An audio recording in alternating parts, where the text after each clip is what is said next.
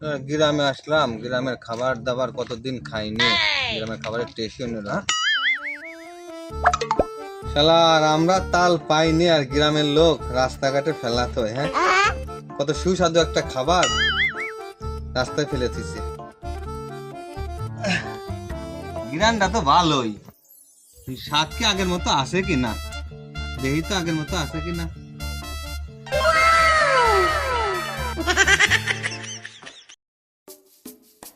শালার সাওয়ালটা কোনে গেল, কোনে আগে তুলো যা একটু দূরে ধসি।